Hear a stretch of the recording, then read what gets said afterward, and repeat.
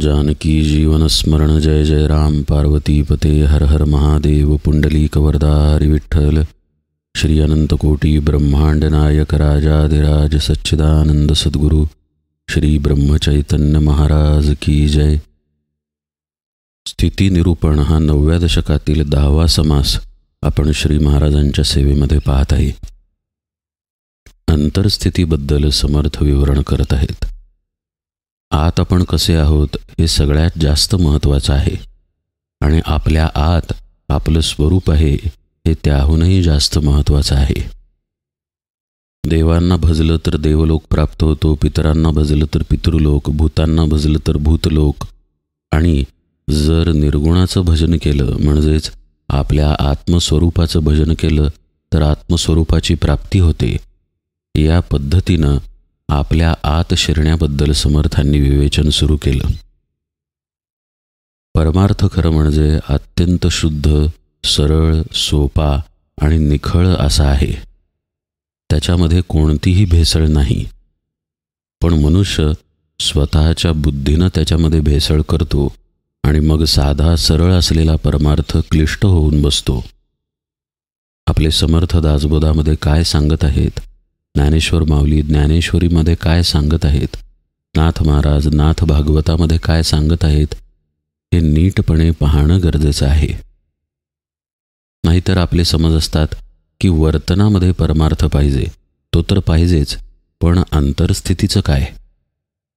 देहानं पूजन करू नये, ध्यान जप तीर्थयात्रा करू नयेत असा अर्थ मुळीच नाही, पण देहापर्यंत परमार्थ सीमित नाही हे स्थिती निरूपणामध्ये समर्थ आपल्याला सांगतायत।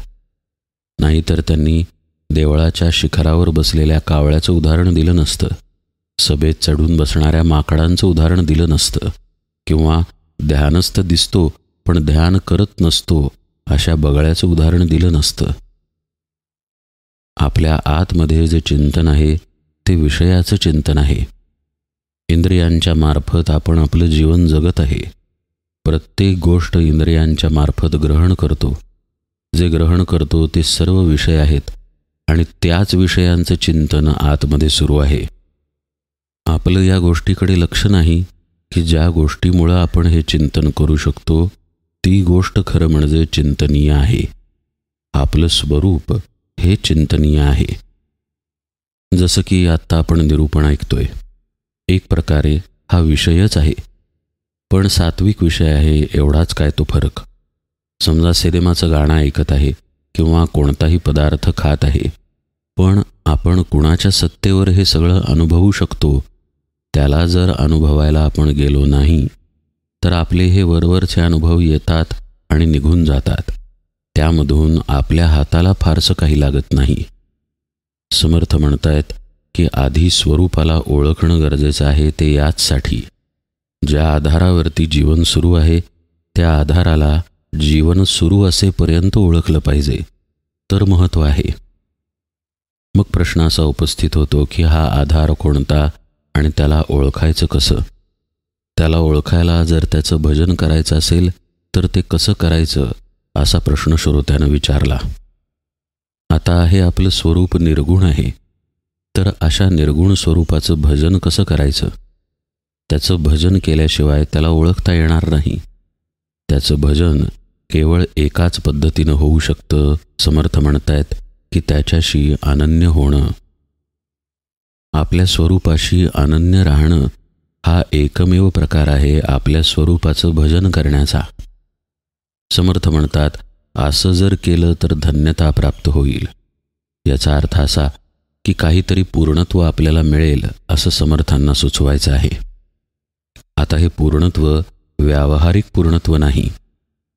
आपल्याला भूक लागली आहे, भूक भागली की आपल्याला पूर्णत्वाचा भास होतो, आपलं पोट भरलं।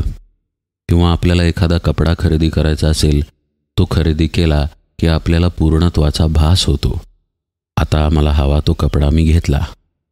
अशा पद्धतीचं हे पूर्णत्व नाही, अशा पद्धतीची ही धन्यता नाही। जीवाला तेव्हाच धन्यता प्राप्त होईल जेव्हा जीव स्वतःच्या स्वरूपामध्ये विसर्जित होईल, त्याचं जीव म्हणून अस्तित्वच राहणार नाही, तेव्हाच त्याला धन्यता प्राप्त होईल। हे जे आपल्या आत्मस्वरूपाचं म्हणजेच निर्गुणाचं भजन आहे ते अनन्यतेनं करायचं आहे, इथंपर्यंत समर्थांनी आपल्याला स्पष्ट सांगितलं. पण ही अनन्यता एकदम येत नाही, कारण आपण दुसरीकडे आत्ता अनन्य आहोत. आपण आत्ता देहाच्या ठिकाणी अनन्य आहोत. मी म्हणजे हा देह, या देहाच्या आत असलेली बुद्धी, मन, चित्त या सर्व बाबतीत आपली अनन्यता आहे. माझी बुद्धी असं आपण म्हणतो, माझं मन, माझा जीव, माझा प्राण, माझा देह असं आपण म्हणतो. जेव्हा श्री महाराजांसारखे संत आपल्याला म्हणायला सांगतात की आधी माझा राम म्हणायला शिक, माझा कृष्ण म्हणायला शिक, त्यामध्ये त्यांना देहबुद्धी सैल करण्याचा उपायच सुचवायचा आहे. आपला जो माझेपणा आपल्या देहाकडे, आपल्या मनाकडे, आपल्या इंद्रियांकडे चिकटलेला आहे, तो माझेपणा आधी भगवंताला चिकटवायला शिका, असं संतांचं सांगणं आहे. येन केन प्रकारेण आपली देहबुद्धी सैल झाली पाहिजे. ती सैल झाल्याशिवाय आपल्या स्वरूपापर्यंत जाण्याचा प्रवास सुरू होणार नाही, स्वरूपाचं भजन सुरू होणार नाही. आपण मगासपासून ऐकतोय की स्वरूपाशी अनन्य होणं, निर्गुणाशी अनन्य होणं म्हणजे निर्गुणाचं भजन आहे. यासाठी आधी या जाणीवेमध्ये यायला पाहिजे की आपलं ते स्वरूप आहे. मी म्हणजे ते आहे. मी म्हणजे हा देह नाही. मी म्हणजे हे मन, चित्त, बुद्धी, अहंकार यातील काहीही नाही. माझं स्वरूप माझ्याच आत आहे, फक्त ते निर्गुण आहे. आता मनुष्य स्वभाव म्हणा किंवा मनुष्याची जडणघडणच अशी झाली आहे म्हणा की सगुणावरती त्याला अनुसंधान ठेवायला सोपं जातं.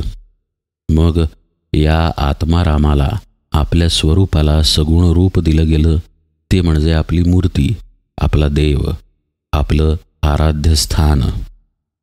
भगवंताचं नामसुद्धा आपल्या स्वरूपाला निर्देशित करतं.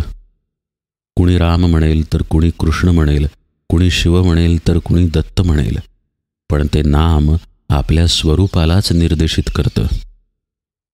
भगवंत बाहेर कुठे नाही, भगवंत तुझ्या आत आहे आणि तुझं स्वरूप म्हणजेच तो भगवंत आहे.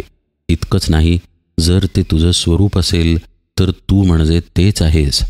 हाच सद्गुरूंचा मुख्य उपदेश आहे. तत्त्वम असि. शिष्य मग सद्गुरूंच्या या उपदेशाला होकारार्थी उत्तर देतो, सहा अहम, मी तोच आहे.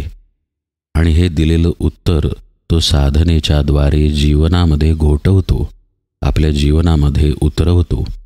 आपलं मन, चित्त, बुद्धी, अंतःकरण यामध्ये पूर्णपणे तो बोध झिरपवण्याचा अभ्यास करतो की मी म्हणजे तेच आहे. मग हा जो सहा अहमचा बोध आहे, सोहमचा बोध आहे, तोच भगवंताच्या नामामध्ये असणार ना. म्हणून भगवंताचं नामसुद्धा सोहमच सांगतं. राम म्हणताना त्याच्यामध्ये हाच बोध आहे की आपणच राम आहोत.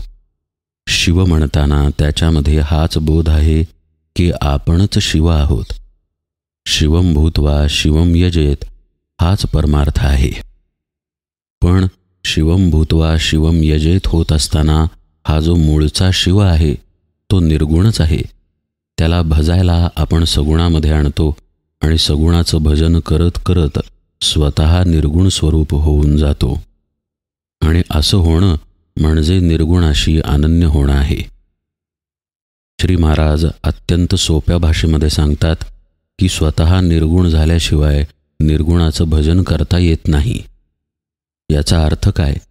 आपलं खरं स्वरूप निर्गुणच आहे, पण आपण निर्गुण होऊन निर्गुणाचं भजन करणं गरजेचं आहे.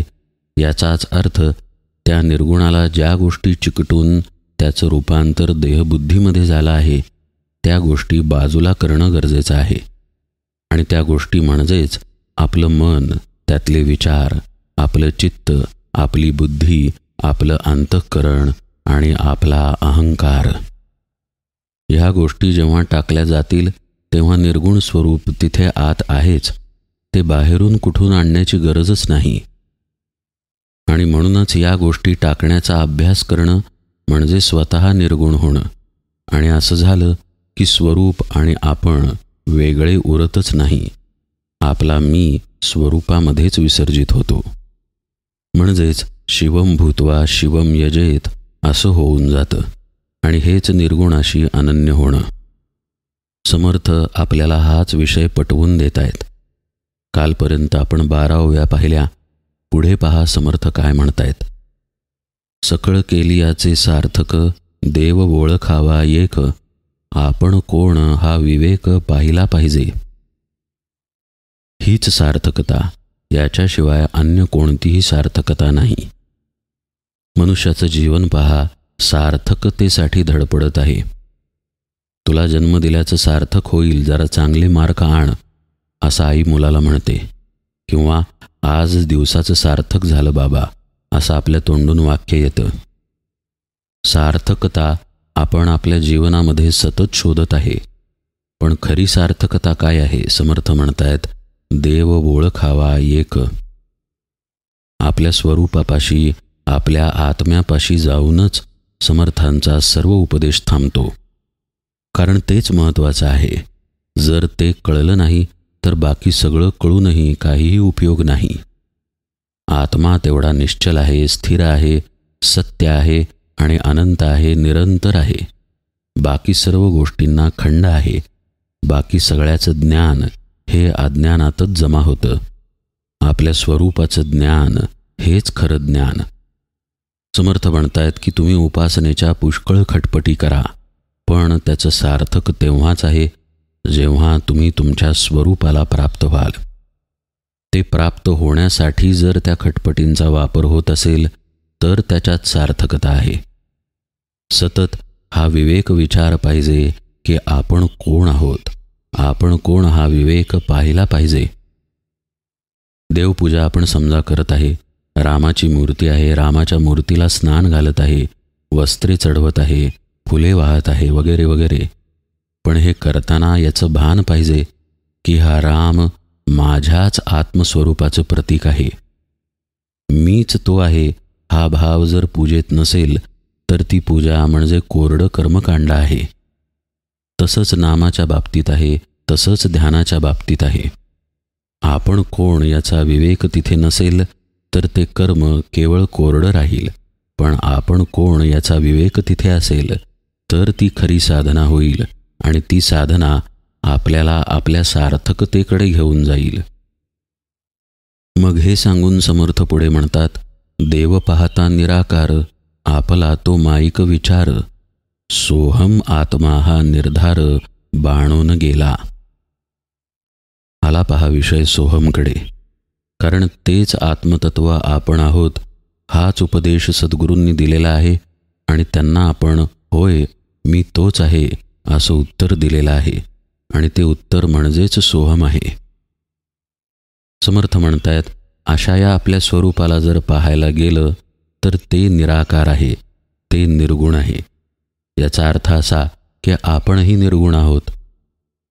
मग आपण निर्गुण आहोत असा आपला अनुभव आहे का? आपण सगुण आहोत असा आपला अनुभव आहे. आपण कोण? तर आपल्या छातीवरती आपण हात ठेवतो. मग अशी पाहिलं त्याप्रमाणे माझं मन, माझी बुद्धी, माझे प्राण, माझा देह या मार्गानं आपण आपल्या स्वतःला ओळखतो. अशा रीतीनं जर आपण खऱ्याचा शोध करायला गेलो तर खोटं बाजूलाच पडणार ना. सोनार पहा, खरं सोनं की खोटं सोनं हे घासून लगेच सांगतो की हे अस्सल आहे आणि हे नकली आहे. याचा अर्थ परीक्षा जर केली तर खरं समोर येतं आणि खोट्याची किंमत नाहीशी होते. देव पाहता निराकार हे जर करायला गेलो आपण तर आपण देहबुद्धीनं माईक आहोत. आपला तो माईक विचार हे स्पष्टपणे दिसून येतं. मी हे नाही, मी ते आहे हे स्पष्टपणे आपल्याला कळून येतं. जर मी निर्गुण असेन तर मला सगुणाचे गुण असणारच नाहीत, मला मर्यादा असणारच नाहीत. आणि ज्याला मी समजत आहे तो देह जर जन्माला आला आहे आणि मरणार आहे, त्याला आधी व्याधी होत आहेत, तर तो मी नाही हेही स्पष्ट होतं. म्हणून समर्थ म्हणतायत, देव पाहता निराकार, आपला तो माईक विचार. आता हे पटणं यासाठी सुद्धा अंतर्मुखता पाहिजे. मुळात हे जे हाडामासाचं पोतं दिसत आहे, हा म्हणजे तू नाहीस, हे सांगायला तिथे सद्गुरू पाहिजेत. आणि सद्गुरू जरी असले तरी त्यांच्या वचनावरती पूर्ण विश्वास पाहिजे. ऐक सच्शिष्याचे लक्षण, सद्गुरू वचनी विश्वास पूर्ण. अनन्य भावे शरण, या नाव सच्शिष्य. त्या सद्गुरूंना अनन्यतेनं शरण आपण असलं पाहिजे. तर ते जे सांगत आहेत ते आपल्या चित्तावरती, आपल्या वृत्तींवरती आरूढ होईल की आपण हा देह नाही, आपण खरं म्हणजे आत्माच आहोत. आणि हे असं आरूढ होणं म्हणजे सोहम आत्मा हा निर्धार बाणून गेला, ही स्थिती येणं. हे आरूढ होणं आवश्यक आहे बरं का. सद्गुरूंनी सांगितलं तू आत्मा आहेस, आणि मग मी सद्गुरूंना म्हटलं हो मी आत्मा आहे, म्हणजे ते आरूढ झालं असा अर्थ नव्हे. आपल्या चित्तावरती आत्ता विषय आरूढ आहेत, आपल्या बुद्धीवरती आत्ता विषय आरूढ आहेत, आपल्या मनावरती आत्ता देहबुद्धी आरूढ आहे. याची जागा आत्मबुद्धीनं घेणं म्हणजे सोहमचा विचार आरूढ होणं. म्हणून समर्थ म्हणतायत की देव पाहता निराकार, आपला तो माईक विचार. आपल्या स्वरूपाबद्दलचा जर विचार केला तर आपण माईक आहोत हे आपोआप कळून येतं. आणि मग सांगणारे तिथे सद्गुरू असतील तर आपण ते स्वरूपच आहोत हा विचार आरूढ होतो. मग पुढे समर्थ म्हणतात, आता अनुमान तो काही, वस्तू आहे वस्तूचा ठाई, देहभाव काहीच नाही धांडोळीता. असं जर झालं, सोहम आत्मा हा निर्धारच जर बाणून गेला तर मग तिथे आता अनुमानाची गरज नाही. मुळात आपलं जे स्वरूप आहे, आपली जी आत्मवस्तू आहे, तिथे कुठल्याही अनुमानाची गरजच नाही आहे. ते जसं आहे तसं निश्चल आहे, स्थिर आहे. त्याच्यावरती देहबुद्धीचा गंज चढलेला आहे. आता गंज जर बाजूला केला तर खालचा धातू लखलखीत आहेच ना, म्हणजे देहबुद्धी नाहीच असाच अनुभव स्वरूपाच्या ठिकाणी आहे. देहभाव काहीच नाही धांडोळीता. हे धांडोळणं म्हणजे काय आहे? देहबुद्धीला बाजूला करत करत स्वरूपापर्यंत पोहोचण्याचा मार्ग म्हणजेच धांडोळणं, शोधणं. उलट क्रिया आहे पहा. तांदळामध्ये खडा असतो, खडा कामाचा नाही, पण तो बाजूला करताना आपण बोटाच्या खाली धरून ओढत ओढत तांदळाच्या बाहेर आणतो आणि ताटाच्या बाहेर ढकलून देतो. तसंच देहबुद्धी बाजूला करत करत आत्मस्वरूपापर्यंत पोहोचणं म्हणजेच धांडोळणं, आपला आपण शोध घेणं. आणि आपल्या स्वरूपापाशी तर कुठलीच कल्पना नाही. ते निर्विकल्प आहे, ते अत्यंत शुद्ध आहे, निश्चल आहे, निर्विकार आहे. आणि त्याच्यापाशी आपण एकदा पोचलो की मग देहभाव नाहीच आहे हा तिथला प्रत्यक्ष अनुभव आहे.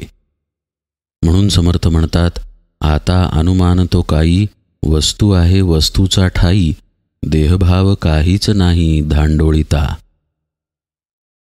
यापुढे समर्थांनी काय विवरण केलेलं आहे तो भाग आता आपण यथावकाश पाहूया. आज निरूपण सेवेला इथेच विराम देतो. जानकी जीवन स्मरण जय जय राम.